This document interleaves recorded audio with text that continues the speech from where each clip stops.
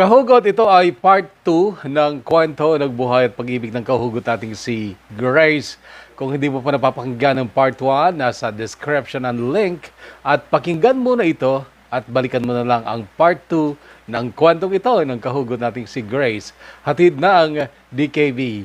Dear Kuya Bono ng Bono's Love Tube, kahugot mo sa bawat kwento.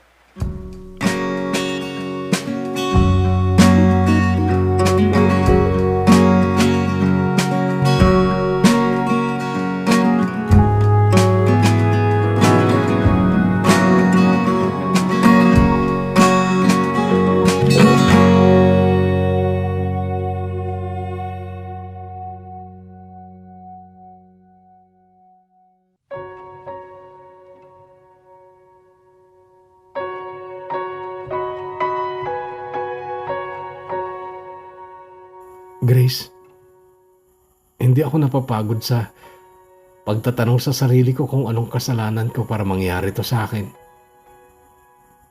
Kasalanan bang mag-ambisyon? Doon magtiwala ka sa Diyos. May awa ang Diyos. Yan pa ang kulang sa akin nun, Grace.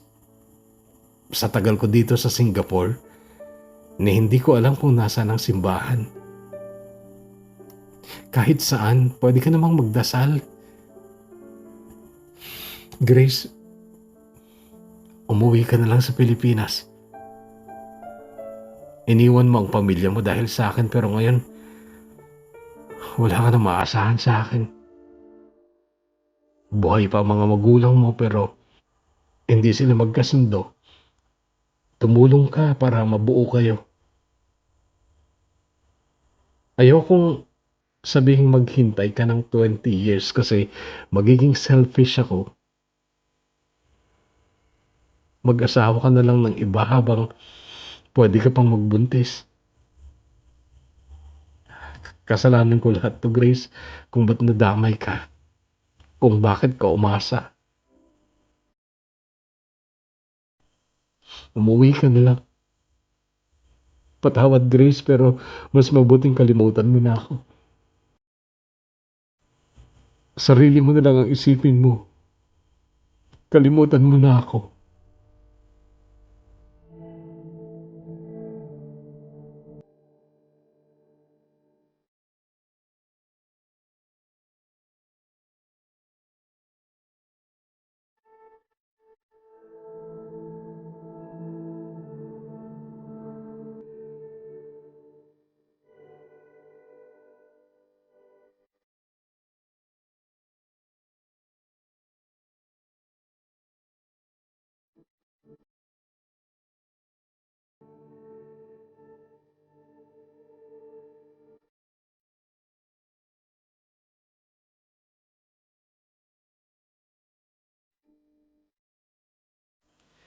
After 2 weeks ay dinalaw ko ulit si Don sa kulungan pero hindi na ako pinapasok. Bawal na daw tumanggap si Don ng kahit sinong bisita. Hindi pa rin ako umuwi, Kuya Bono. Ilang beses pa rin akong nagtangkang dumalaw. Nagmamakaawa, umiiyak akong nagsusumamo sa mga gwardiya na papasukin ako. Pero hindi sila naawa. Nagpatulong pa ako sa mga amo ko pero wala pa rin. Parang pamilya na ang turing sa akin ng mga employer ko, Kuya Bono, at masaya ako sa piling nila. Mahal nila ako, hindi sila madamot sa akin. Kaya pinili kong manatili ng 5 taon pa. 35 na ako na magkasakit si Papa at ang hiling niya ay umuwi ako at mag-asawa na. Natakot din ako, Kuya Bono, na baka mawala bigla ang Papa ko at ni minsan ay hindi ko man lang siya naalagaan o napasaya, kaya umuwi na ako. Pero sa huling sandali, nag-try pa rin akong dumalaw kay Don sa kulungan pero wala talaga. Napakadamot nila, napakatigas na mga puso nila. Lumuhod pa ako sa harap ng mga gwardya, Kuya Bono, umiiyak, nagmamakaawa. Please sir, only 1 minute or 1 second please. I just want to see him before I go home to the Philippines. Please, 1 second only. 1 second only, please.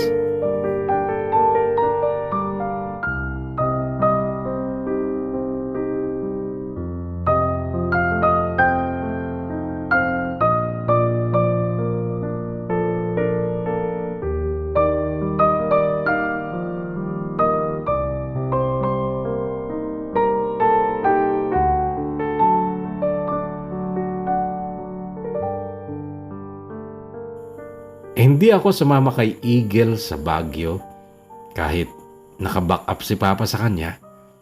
Hindi na rin naman nagtanong ulit si Papa kung gusto kong sumama sa Baguio o hindi. Kaya lang after 5 days, kinausap nila ako, si Papa, si Mama, si Kuya Romar at 2 tito ko at 1 tita, si Tita Cora na ina ng pinsan kong si Carlo. Ka-close ko si Tita Cora. Isa siya sa mga nag-alaga sa akin nung maliit pa ako. Napakaseryoso nilang lahat at ang mga mata nila ay sa akin lang nakatingin. Para akong bibitayin. Kung ihintayin mong makalaya si Don, 50 ka na nun. Hindi ka na magkakaanak.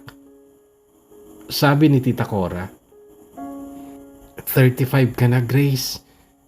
Pero may chance ka pang magbuntis. Kaya, pumili ka na ng mapapangasawa. May 3 kang pagpipilian.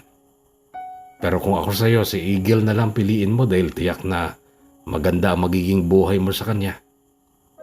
Sabad ni Papa. Okay din naman si Samuel. Mabait yun at masipag. Marami ding ipon yun nung nag-abroad siya. Sabad naman ni Kuya Romar. Kayo na lang pumili. Sagot ko. Ba't kami? Ikaw itong makikisama. Sagot ni Papa. Wala naman akong gusto sa kanila eh. Kayo lang naman ang may gusto mag-asawa na ako.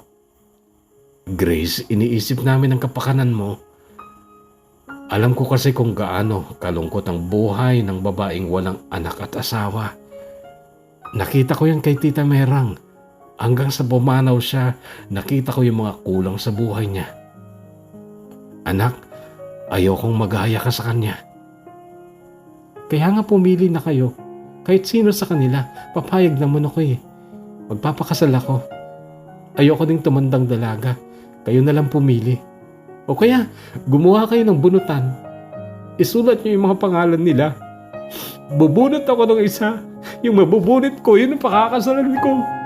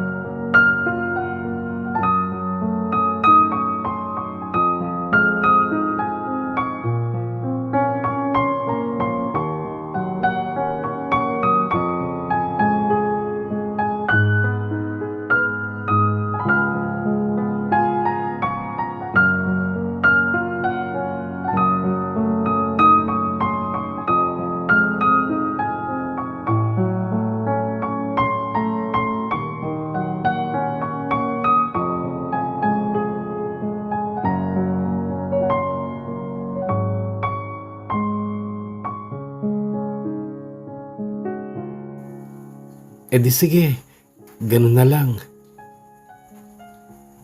Sagot ni Tita Cora at saka tumayo upang kumuha ng papel at ballpen kung saan nga isusulat ang mga pangalan ni na Eagle, Elmer at Samuel. Ako naman ay nag-excuse muna. Gusto ko lang umiyak pa noon sa kwarto ko pero bago ako makarating sa hagdan ay nakita ko sina Manang Biring at Manang Melba sa dining room. Nakatitig sila sa akin. At alam kong nagdadasal na sila na sana mabunot ko ang pangalan ng taong pinustahan nila.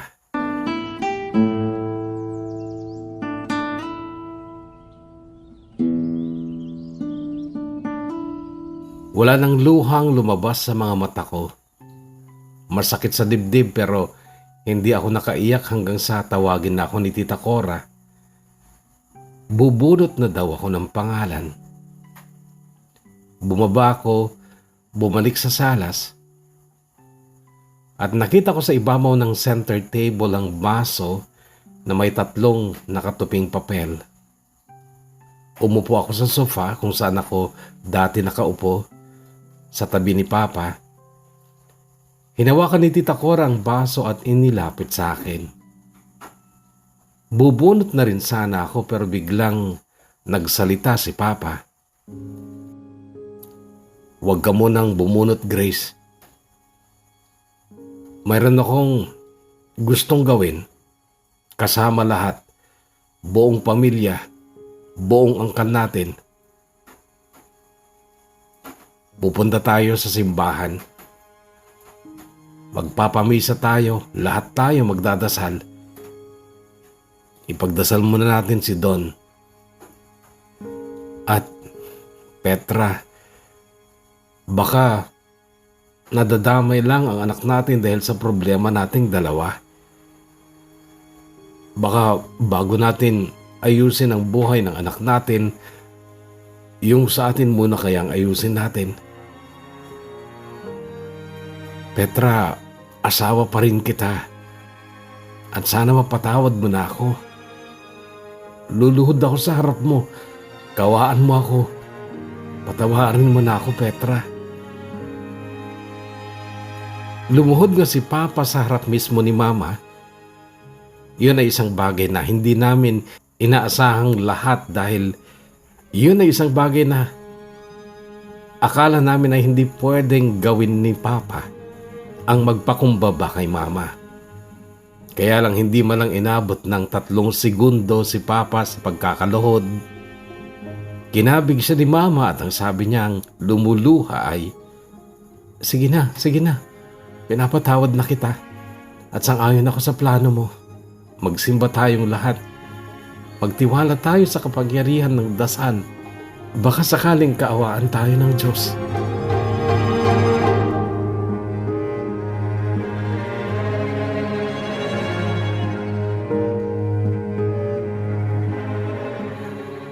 Ang araw na itinakda ni Papa upang buong angkan ay magsimba ay naging napaka-espesyal, Kuya Bono. Sina Ate Shera at Tita Cora ay nagpunta pa ng Kabanatuan upang bumili ng napakaraming yellow na t-shirt at lahat kami ay naka-yellow noong araw na yon na nagpunta kami sa simbahan. Yellow daw kasi ay hope and happiness.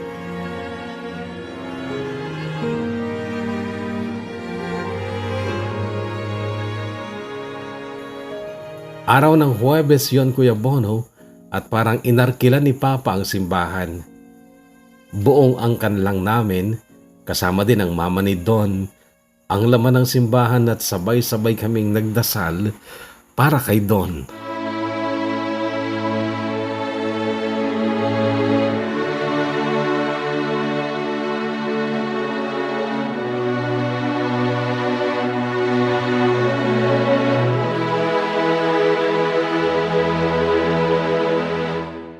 Nagsimulang magkaroon ng saya at ngiti ang mga tao sa bahay ng parents ko.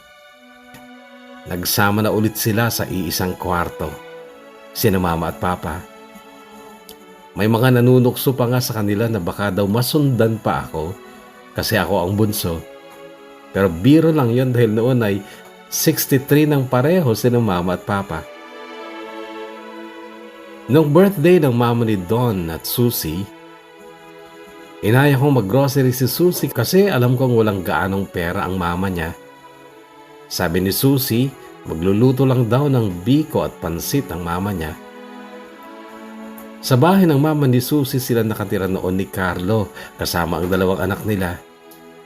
Buntis na ulit si Susie noon para sa pangatlong anak nila ng pinsan ko. Hindi pa rin napigilan ng mama ni Don ng lumuha ng birthday niya kahit na hindi naman namin pinag-usapan si Don. Pakiramdam ko, iniiwasan niyang mapag-usapan namin ang anak niya. Kasama din siya nung magpamisa si Papa sa simbahan At dinig na dinig ko ang iyak niya noon sa loob ng simbahan. Hindi ako relihiyosang tao, Kuya Bono, pero simula noon ay walang gabing hindi ako nagdasal at humiling sa Diyos ng paulit-ulit na sana maghimala siya kay Don. Pero alam mo, Kuya Bono, sa pag-usad pa ng maraming araw ay naisipan kong hintayin na lang si Don hanggang sa makalaya siya. Sabi ko nun sa sarili ko, so what kung 50 years old na kami sa araw ng kasal namin? Okay lang din na hindi na kami magkaanak. Aampon na lang ako ng isang anak ni Susie at yun ang ituturing naming anak ni Don. Ganon ang andar ng utak ko noon, Kuya Bono. Ang mahalaga, kami pa rin ni Don hanggang dulo. Darling, you can count of me till the sun dries of the sea. Until then, I'll always be devoted to you. I'll be your true endless time. I'll adore your charm sublime. Guess by now you know that I'm devoted to you. I never hurt you, I never lied, I'll never be untrue. I'll never give you reason to cry. I'd be unhappy if you were blue. Through the years my love will grow. Like a river it will flow. It can die because I'm so devoted to you. Kaya lang may isang gabing na naginip ako ng masama. Si Don ang napanaginipan ko at nagbigti daw siya sa loob ng selda. Parang totoo ang panaginip na yun, Kuya Bono. Nagising ako at hindi na nakatulog ulit hanggang umaga.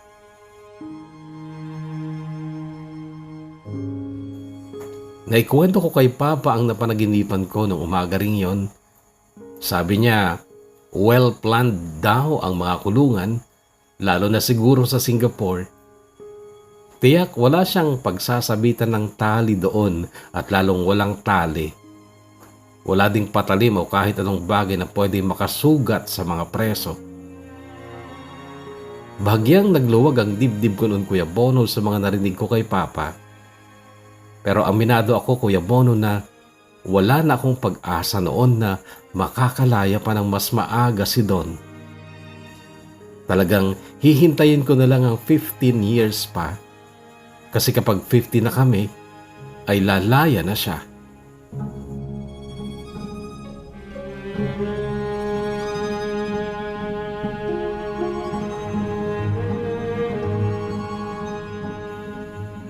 Dumaan ang 3 buwan, birthday ko na. 36 na ako. 2 weeks makaraan ng birthday ko, nanganak na si Susie at nainggit ako, Kuya Bono, sa bago niyang baby. Gusto ko din ng baby. Gusto ko ding magkaanak.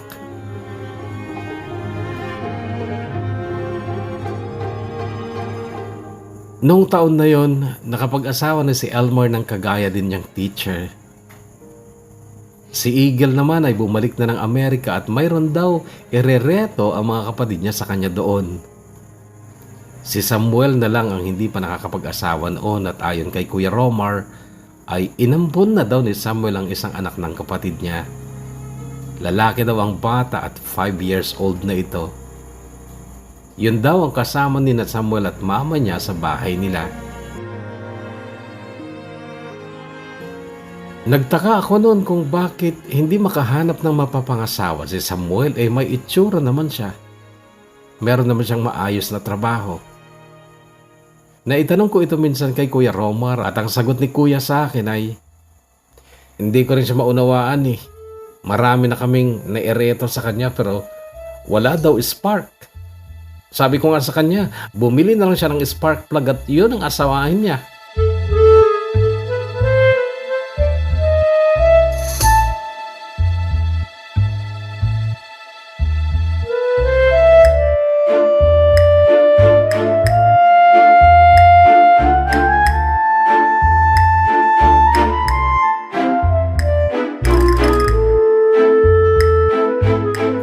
May isang gabi, ewan ko kung anong pumasok sa isip ko.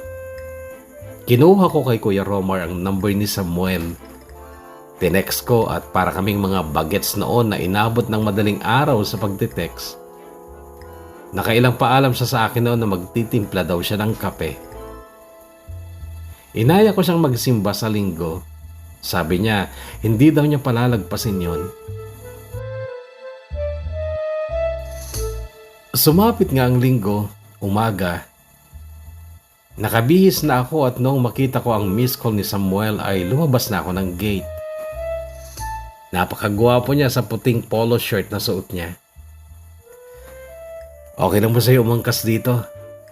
Tanong niya. Motor kasi ang service niya, Kuya Bono. Oo naman. Sagot ko tsaka nga ako umangkas. Ikinawid ko pa ang kanang kamay ko sa bewang niya at naramdaman kong umigtad siya ng bahagya. Nakiliti. Kumapit ka mabuti ha, sabi niya. Habang daan ay napansin kong nakangiti ang mga taong nadadaanan namin at may isa pang sumigaw ng "Nangangamoy bawang ah!" Iyon ay idiomatic expression, Kuya Bono, na may magaganap na handaan. Particularly kasal.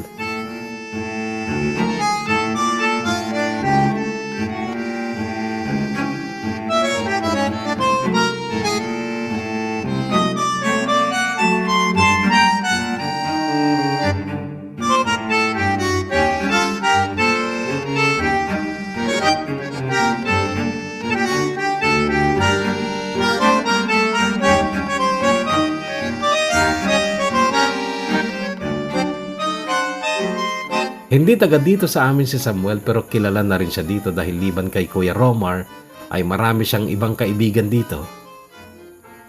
Nagpatuloy ang magandang pagkakaibigan namin ni Samuel, Kuya Bono. Madalas kami magsimba tuwing linggo, kumakain din sa labas. Pero hindi naman siya nagsasalita tungkol sa damdamin niya. Iniisip ko tuloy noon kung hindi kaya niya naramdaman yung spark sa akin. O talagang torpe lang siya sa edad niyang yun.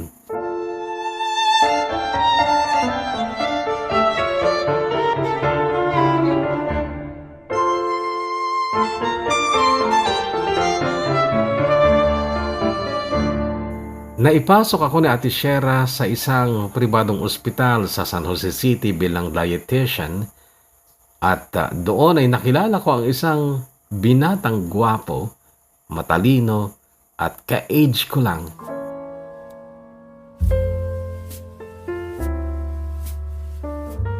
Siya si Darren at siya isang medrep o medical representative. Tuwing makikita ko siya sa ospital, kahit tamis ng ngiti niya sa akin hanggang sa isang araw ay biniro niya ako. Grace, right? Oo. Darren. Pakilala niya sabay lahat ng palad niya at kasunod nun ay nagbiro na siya. Balita ko, single ka pa. Baka tayo nakatadhana. Binata pa rin ako eh. Talaga? Ilang taon ka na? 36. Ikaw? If you don't mind me asking. 36 din. Wow! Parang match talaga tayo ah. Pinilit ko na lang umiti noon, Kuya Bono, bago ako nagpaalam sa kanya. Hindi kasi ako sanay sa mga ganong biro, Kuya Bono, pero noong makailang hakbang ako palayo sa kanya ay tinawag niya ang pangalan ko. Lumapit siya at ang sabi, "I'm sorry. I think I offended you." Medyo lang, but it's okay. Grace, pwede ko bang kunin number mo? Please?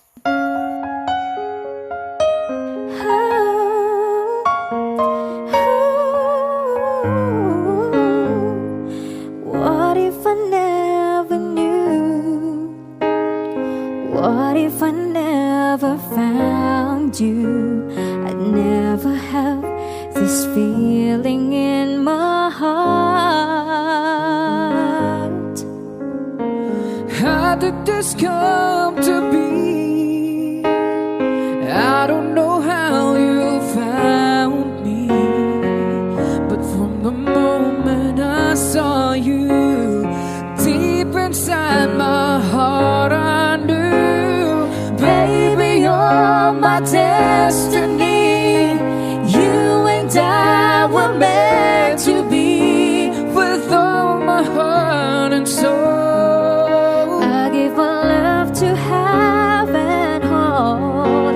And as far as I can see, you were always meant to be my destiny. Naging textmate kami ni Darren, Kuya Bono, at masigasig siyang manligaw. Makulit sa text, bagay na madalas kong ikairita. Pakiramdam ko kasi noon sa mga oras na nakapila siya sa labas ng clinic ng mga doktor na clients niya, ang pagtitext sa akin ang libangan niya. Samantalang ako'y busy naman sa kusina, kaya nakakaistorbo siya. Isang umaga sa ospital, pagdating ko ng kitchen ay may bouquet of red roses akong nakita sa counter at sabi ng staff ko ay para daw sa akin. May card na nakasabit sa bouquet at binasa ko, "Happy Thursday. Stay as beautiful as these roses." Yun ang nakasulat at ang pangalan ng nagpadala, si Samuel. I wanted someone like you, someone that I could hold on to and give my love until the end of time. But forever was just a word, Just a word. something I'd only heard about. But now you're always there for me. When you say forever, I believe. Baby, you're my destiny.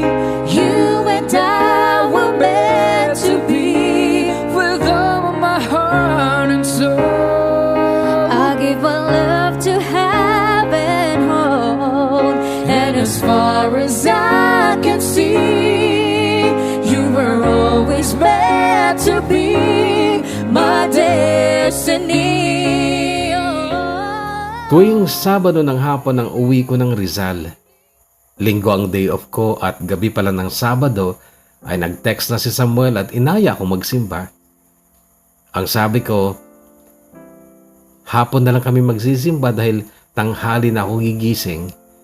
Ganon kasi ako pag day off ko. Natutulog ako ng 12 hours. Sabi ni Tita Cora noon, kami na daw ni Samuel magkakatuluyan kasi madalas kami magsimba. Kaya't malamang ay sa simbahan nga ang aming tuloy.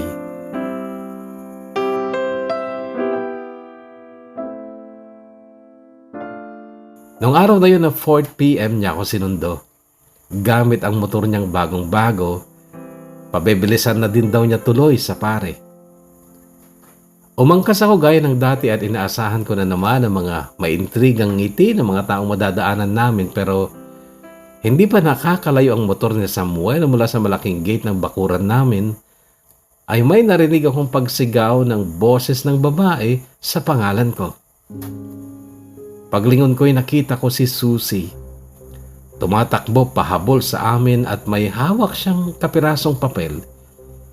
Pinahinto ko kay Samuel ang motor niya.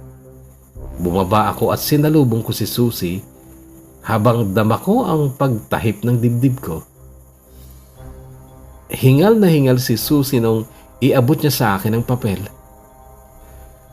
Ate Grace, sulat galing sa Singapore. Nakalaya na daw si Kuya Don.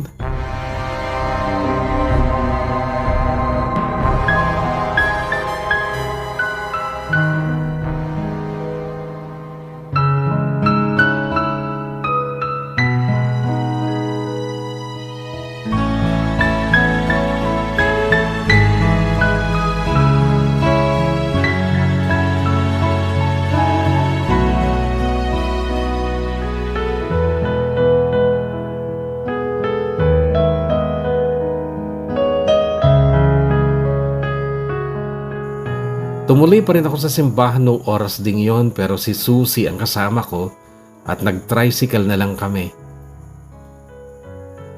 Nagdasal lang kami saglit, nagpasalamat sa pagdinig niya ng aming dasal na buong angkan na nakadilaw. Then nagpunta kami ng Kabanatuan para mag long distance call sa embassy sa Singapore. Nandun kasi noon si Don.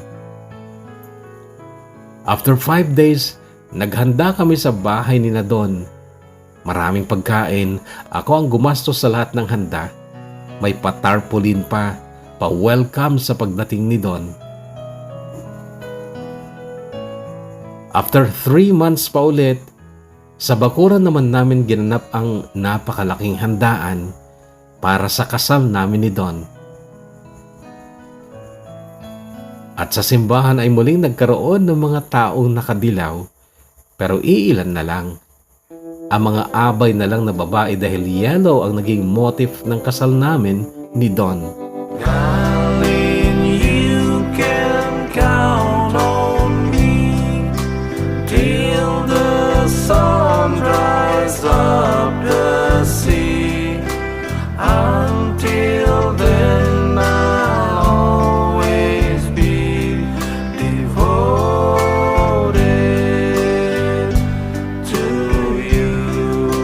I'll be yours through endless time. I'll adore your charm sublime. Guess by now you know that I'm devoted to you. Na-clear ang kaso niya dahil niligawan daw ng totoong ng rape yung na-rape at nagkatuluyan sila. Noong kasal na daw sila ay inamin daw nung lalaki na siya talaga ang gumawa at hindi si Don. Napawalang sala si Don, nakalaya at ibinalik din ang perang pinang-fine niya sa babaeng nag-akusa sa kanya. Binayaran din ng lalaki ang mga buwan na nakulong si Don, pero kapalit noon ay ang hindi na pagdedemanda ni Don. Sabi ni Papa noon sa kanya, magdemanda siya. Kailangan makulong din yung superior niya. Pero tumanggi na si Don.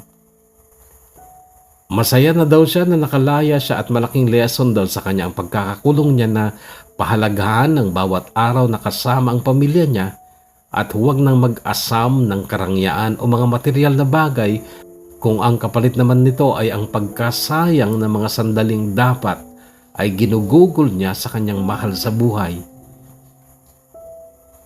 Hindi na ulit naisipan ni Don ang lumayo sa amin. Sa ngayon ay nangongontrata siya ng mga maliliit na projects gaya ng bahay, bakod, at kung ano-ano lang ng mga minor projects. Dati may nag-alok sa kanya ng malaking projects pero sa Laguna, tinanggihan niya kasi malayo nga. Kahit papano ay nakakaraos naman kami sa simpleng pamumuhay namin ngayon, Kuya Bono. Simple pero masaya dahil pinagkalooban pa kami ng Diyos ng 2 anak at higit sa lahat, hindi niya idinulot na ako ay maging isang baak.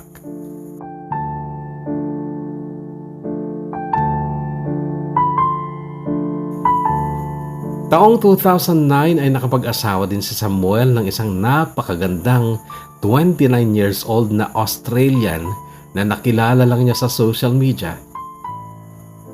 Sila ay bumuo ng pamilya sa Queensland, Australia. Si Darren may live-in partner na pero hindi pa sila kasal dahil sa issue ng pagkakaiba nila ng relihiyon. Kasalukuyan nilang pinag-uusapan kung sino ang dapat magpa-convert. Sabi ko sa kanya, siya na lang kasi iisa lang naman ang Diyos. At kung talagang mahal niya ang girlfriend niya, kahit ano kaya niyang gawin ng walang pagdadalawang isip.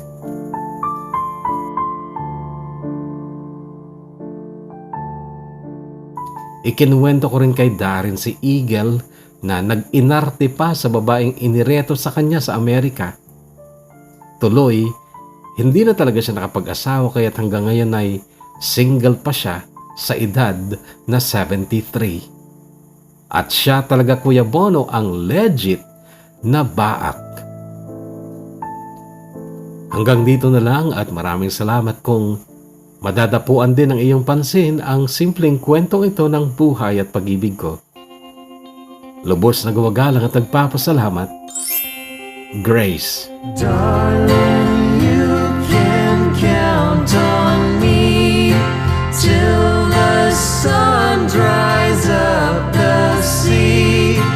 Until then, I'll always be devoted to you. I'll never hurt you, I'll never lie, I'll never be untrue. I'll never give you reason to cry. I'd be unhappy if you were blue. Through the years my love will grow. Like a river it will flow. It can't die because I'm so devoted to you. Una sa lahat, kahugot na Grace, maraming salamat sa pagbabahagi mo ng iyong napakagandang kwento ng buhay at pag-ibig dito sa DKB. And alam niyo mga kahugot, ang pagiging baak o matandang dalaga or binata ay hindi naman laging kapalaran. Kung minsan ito ay choice ng kung sino mang piniling huwag mag-asawa. Kung ano man ang kanilang dahilan ay sa kanila yon at siguro talagang maligaya lang sila na sarili nila ang minamahal nila. Hindi naman siguro ito pagiging selfish o self-centered sapagkat nagbabahagi naman sila ng pagmamahal sa ibang tao, sa kanilang mga kamag-anak, pero talagang pinili lang nilang huwag mag-asawa. So shout out sa lahat mga baak dyan. Sana ay maging tagapakinig kayo ng ating programa, DKB, ganoon din sa Kahugot TV at sa Somewhere in Time. And congratulations sapagkat Grace, nagbunga ang inyong panalangin sa simbahan. Prayer really works and it's really inspiring sapagkat naisip ng Papa mo yon. And kung ang pagkakalaya man talaga ni Don ay dahil sa inyong panalangin, yan ay very inspiring. And there's nothing wrong with believing sa prayer, hindi ba mga kahugot? Because God really answers our prayers. Hindi nga lang agad-agad kung minsan, you have to patiently wait kung minsan.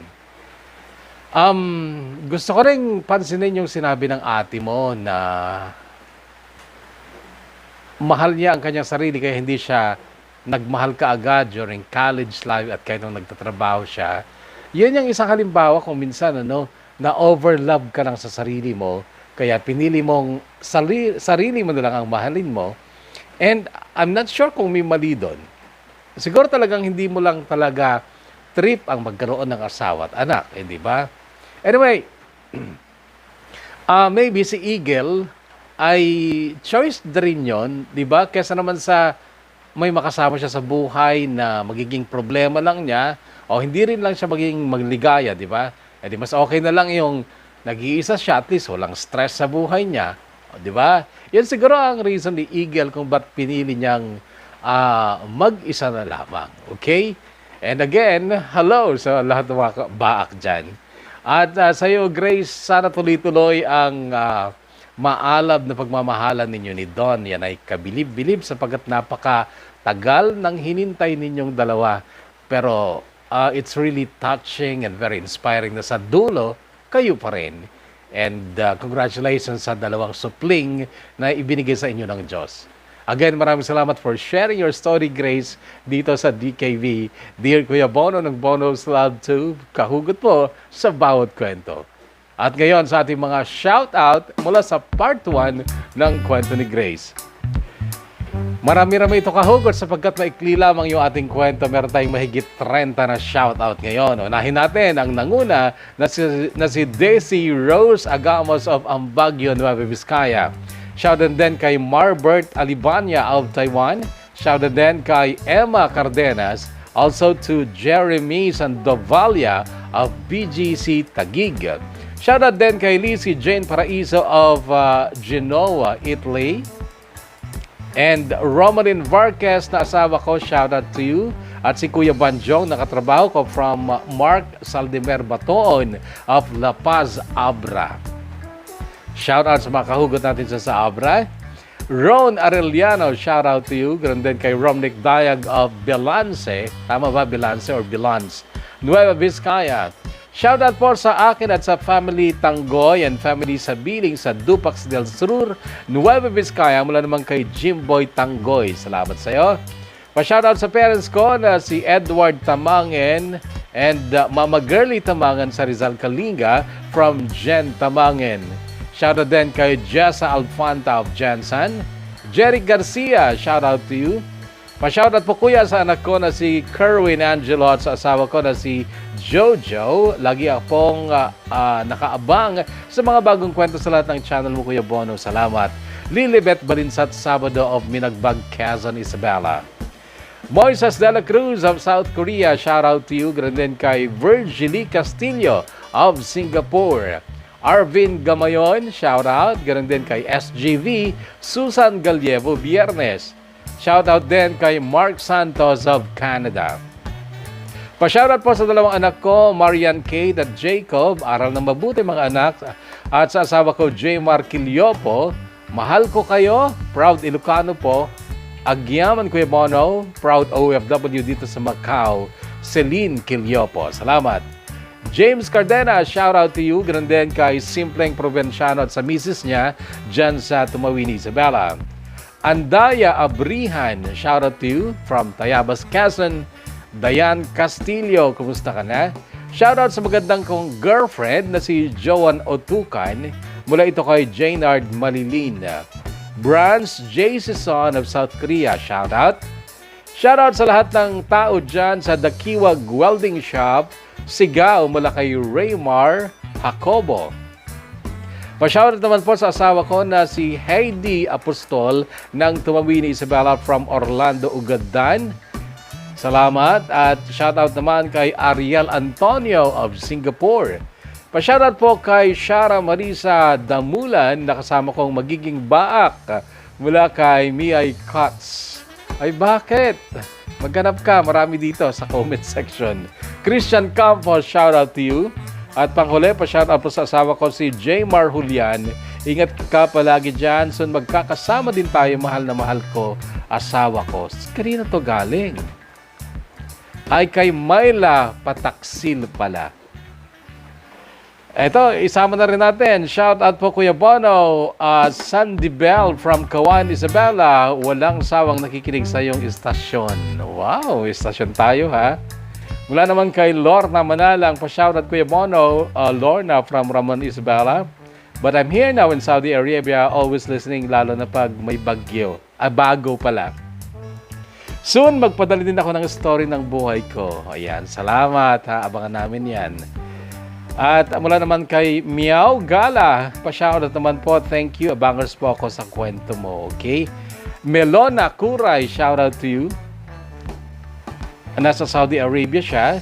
Mula naman kay Emilita Marcelo, shoutout kina Rachel at Jambol Apostol, Gregorio, Florence, Jill, Arlene, Hayley Sky, Charles Justine, Marcos John, Ron, Jasper, Michael Marcelo at Grace, CJ Bea Sarmiento mula kay Emilita Di Marcelo ng Palat, Porac, Pampanga. Maraming salamat. Isama na rin natin si Danilo Jr. Lial. Sabi niya pa, shout Kuya Bono from Minagbag, Quezon, Isabela. Thank you so much. Mukhang malakas tayo sa Minagbag, Quezon, ha?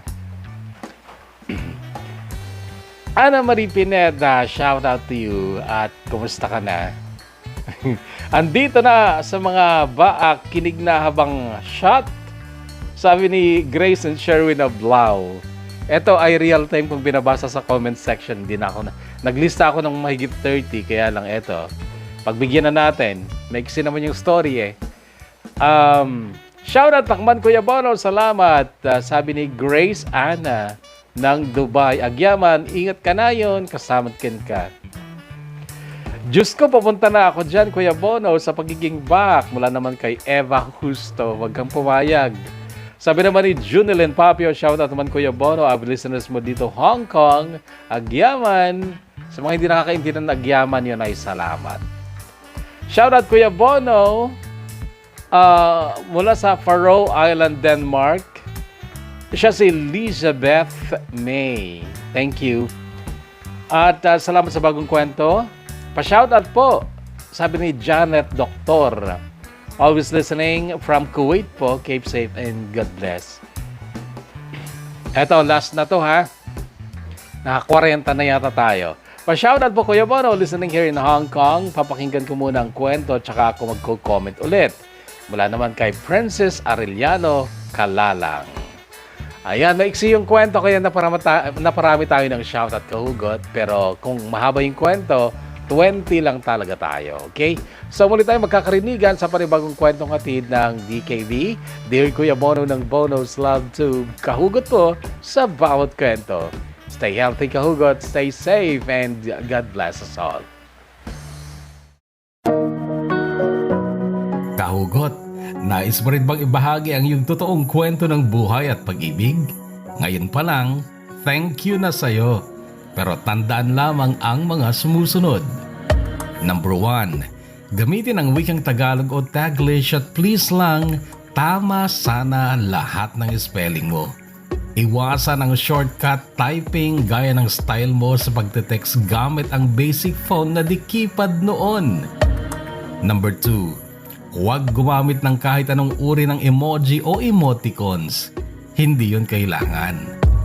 Number 3, mag-type gamit ang Microsoft Word sa iyong computer or laptop o mag-download ng Word app at ito ang gamitin mo sa pagtatype ng kwento mo upang makita mo kung ilang words na ang natatype mo.